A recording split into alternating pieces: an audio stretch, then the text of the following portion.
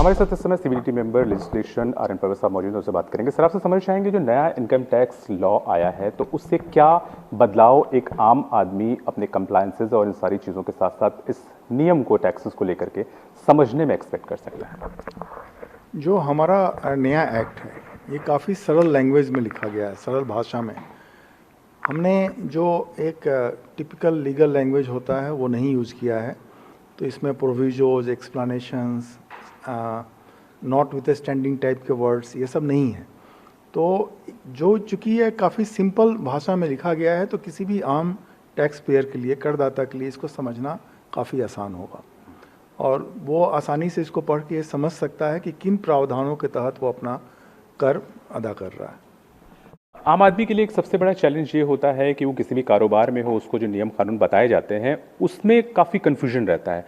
तो क्या आपको लगता है कि अब वो आसानी से अपने आप ही इन चीज़ों से अवेयर हो सकता है ताकि उसका कोई कन्फ्यूजन ना रहे? हाँ, हम लोगों को पूरा विश्वास है कि ऐसा ही होगा। इसको पढ़ के वो खुद ही अपने आप समझ सकता है कि प्रावधान क्या है। सर, क्योंकि 1961 का ये कानून है तो आज इसके बदलाव की ज़रूरत क्यों पड़ी? पहले इस बारे में कोई विचार क्यों नहीं हुआ? नहीं, इसके ऊपर में विचार समय समय पे होते रहे हैं, ये पहला मौका नहीं है। बट 1961 के बाद 4000 से ऊपर ज़्यादा अमेंडमेंट्स हुए हमारे एक्ट में और ये जो एक्ट था वो पुराने लैंग्वेज में लिखा हुआ था।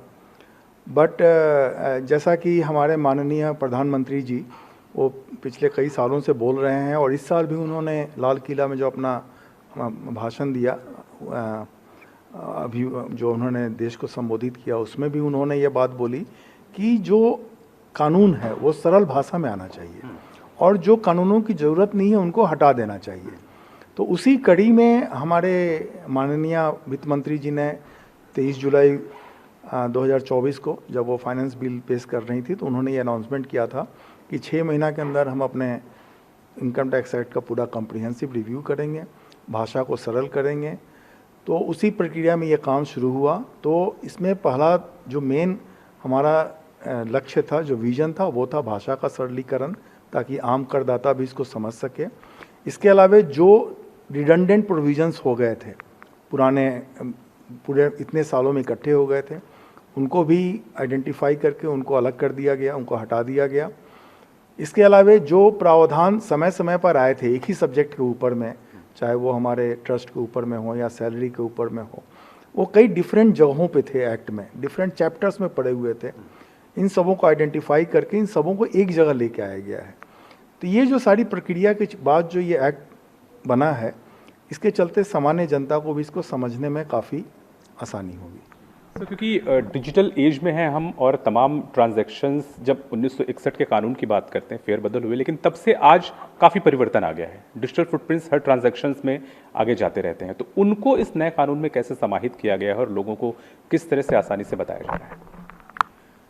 देखिए, नया एक्ट जो हमारा है ये तो पुराने एक्ट का ही सरलीकरण है, लेकिन इसके साथ में जो नए एक्ट को अफेक्ट देने के लिए ज़रूरत है हमारे सिस्टम डायरेक्टरेट की, वो हमने बताया कि वो ऑलरेडी इसके ऊपर में काम कर रहे हैं और जब ये एक्ट हमारा लागू होगा 1 अप्रैल 2026 से, तब तक वो अपनी तैयारी पूरी कर चुके होंगे। डिपार्टमेंट की तरफ से और सरकार की तरफ से अगर बात करें, लोगों को और इसे समझाने के लिए, उन तक पहुंचाने के लिए क्या कदम उठाए जा रहे हैं?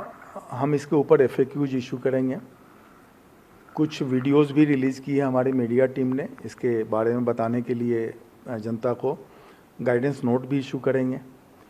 तो हमें इन सबों के थ्रू हम जनता को इसके बारे में बताएंगे।